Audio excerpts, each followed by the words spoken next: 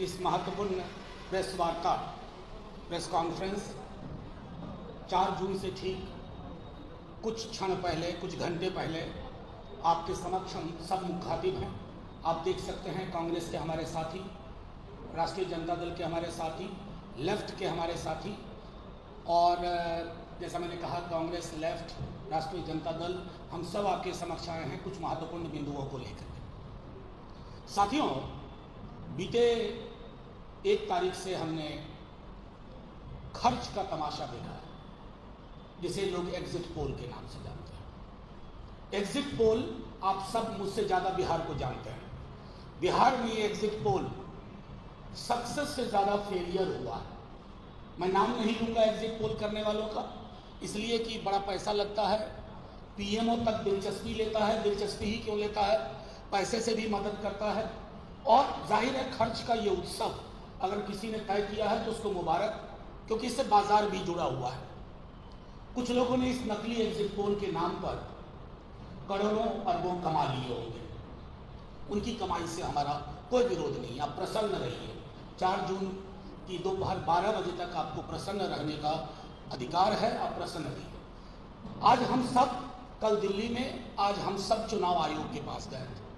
हमने चुनाव आयोग से ये दरखास्त की है, और वो दरखास्त साक्ष्य के आधार पर की है कि पोस्टल बैलेट को लेकर के हमें 2020 वाले फरेब की अगर संभावना कहीं दिखी, आहट भी दिखी, तो प्रतिकार इस बार 20 वाला नहीं होगा। प्रतिकार उसी अंदाज में होगा और ऐसा होगा जिसके पीछे बिहार की जनता खड़ी होगी हमारे साथ, क्योंकि पोस्टल बैलेट बड़ी संख्या में आया है। और आप सब जानते हैं पोस्टल बैलेट किनका होता है। वो उनका होता है जो बदलाव महसूस कर पाते हैं या बदलाव चाहते हैं। आपने 2020 की विधानसभा में देखा था पोस्टल बैलेट का, और कैसे, मैं बार बार कह रहा हूं कि स्मरण रहे पूरे देश में शक्ति सिंह यादव उदाहरण बन गए थे कि कैसे बेईमानी से हराया जाता है। जीत का प्रमाण पत्र लेने के लिए कहा गया था कि बैठे रहिए, और बाद में घालमेल करके तो हमने सख्त बात कर दी कि पोस्टल बैलेट की गिनती हो, उस गिनती का समायोजन हो, और उसके बारे में ना नुकुर वाली टेंडेंसी नहीं चलेगी। हर चरण की मतगणना के बाद जब तक वो सारे कैंडिडेट को सेटिस्फाई ना कर पाए, अब मैं दोबारा दोहरा रहा हूं, हर चरण की, मान लीजिए किसी क्षेत्र में 22 राउंड होना है, 1 राउंड मतगणना हुई, सारे कैंडिडेट के आंकड़े जब तक अपलोड ना हो जाए, सबकी संतुष्टि से ना हो जाए, तब तक दूसरे चरण की मतगणना में प्रवेश नहीं करना। फिर दूसरा चरण हो जाए और उसी प्रक्रिया के अधीन हो तो फिर तीसरे चरण में जाना है। कहीं भी 17C फॉर्म आप सब जानते हैं, कई कैंडिडेट्स को 17C फॉर्म नहीं दिया गया। ये बात हमने चुनाव आयोग में भी कही है कि नहीं दिया गया 17C। ये महत्वपूर्ण आंकड़ा होता है कि उस बूथ पर चुनाव की समाप्ति के पश्चात कितने वोट पड़े और उस पर सबके हस्ताक्षर होते हैं। उससे ज्यादा प्रामाणिक कुछ भी नहीं होता।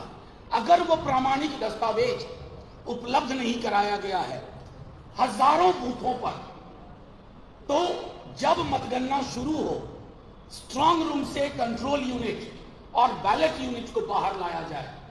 या तो आप उसकी तस्वीर खींचने की इजाजत दीजिए, या उस वक्त आप वो फॉर्म, प्रपत्र मुहैया कराइए कि बूथ नंबर 1 पर 883 वोट गिरे, शाम 6:30 सबके हस्ताक्षर हो, वो कॉपी आप, फोटोकॉपी उसकी उपलब्ध कराइए। उसकी क्यों आवश्यकता होगी? उसकी आवश्यकता इसलिए होगी कि जब डिस्प्ले होगा रिजल्ट का, तो अगर आप देखें कि बूथ पर 883 वोट गिरे लेकिन ईवीएम में 918 वोट आ रहा है, तो यह त्रुटि है, यह विसंगति है। इस विसंगति को दूर करने के लिए फौरी तौर पर कार्रवाई की जाए। कंट्रोल यूनिट, बैलेट यूनिट की सील में कहीं कोई दिक्कत है तो आप उम्मीदवार की बातों को ध्यान में रखते हुए तुरंत पहलकदमी लीजिए। ये मैं आज के प्रेस कॉन्फ्रेंस के माध्यम से तमाम डिस्ट्रिक्ट मजिस्ट्रेट से, ऑब्जर्वर साहिबान से, साहब से ये कहना चाहता हूं कि इस बार अगर किसी भी प्रकार की गुंजाइश रखी आपने धोखाधड़ी की, चाहे किसी भी बड़े आदमी का फोन आया हो आपके पास, किसी भी बड़े आदमी का फोन आया हो, तो सबसे बड़ा फोन जनता के पास है। वो सारे फोन पलट देती है, तोड़ देती है। ये ध्यान में रहे। हम चाहते नहीं, आप एक एक चीज रूल बुक के हिसाब से करिए। कानून की किताब में, इलेक्शन मैनुअल में 1961 की जो प्रावधान है उसके आलोक में आप एक एक चीज, चाहे 17C का हो, काउंटिंग के हर चरण का मामला हो, या 17C में जैसे अब डिस्प्ले में आ गया कि इसको 400 वोट ए को, बी को 320 वोट, सी को 80 वोट, डी को 40 वोट, ये जब तक लोग नोट ना कर ले काउंटिंग एजेंट और संतुष्टि के साथ नोट ना कर ले, आवश्यक हो तो आप फिर से डिस्प्ले बटन दबाइए रिजल्ट का, ताकि जिन्होंने नोट नहीं किया है वो नोट कर पाए। ये सारी चीजें हमने चुनाव आयोग को भी कही है, लिखित में दिया, मौखिक रूप से हम सब गए थे, हमने अपनी बात रखी। बस इतना बताना चाहते हैं कि एग्जिट पोल के मनोवैज्ञानिक ट्रिक में बिहार की जनता फंसने वाली नहीं है। हमने जनता का सर्वे देखा है, तेजस्वी यादव का बिहार में कैंपेन देखा है। एक तरफ नौकरी, गैस सिलेंडर 500 रुपए, महिलाओं को 1 लाख रुपए, सेना की पूर्ववर्ती बहाली, रेलवे की नियुक्तियां, दूसरी तरफ भैंस खोल लेगा, मंगलसूत्र छीन लेगा, बिजलियां काट देगा, टोटी तोड़ लेगा, मुजरा करेगा। ये दो विमर्श का चुनाव था, दो विमर्श का चुनाव। और बिहार की जेपी कर्पूरी वाली जनता तेजस्वी यादव के नेतृत्व में, जो पूरे महागठबंधन ने, लेफ्ट पार्टीज ने, वीआईपी ने, कांग्रेस ने, आरजेडी ने जो कैंपेन लॉन्च किया, उस कैंपेन के आधार पर मिनिमम, हमारे साथी शक्ति जी तो आगे, मिनिमम 25+ सीट हम जीतने जा रहे हैं। और ये आपको कल दोपहर तक पता चल जाएगा। ये भी पता चल जाएगा, आप देख रहे हैं कि कुछ चैनल्स अपने एग्जिट पोल के आंकड़े को एक दिन के बाद एडजस्ट कर रहे हैं। ये एडजस्टमेंट क्यों हो रहा है?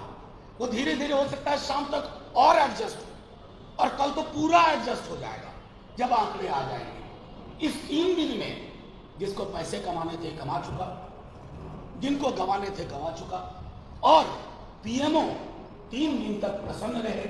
आखिर में फिर यही कहूंगा आपके माध्यम से, तमाम जो लोग जो काउंटिंग के रिस्पॉन्सिबल अथॉरिटी हैं, जो रिटर्निंग ऑफिसर हैं, ऑब्जर्वर्स हैं, उन सब से, AROs हैं, उन सब से आग्रह है।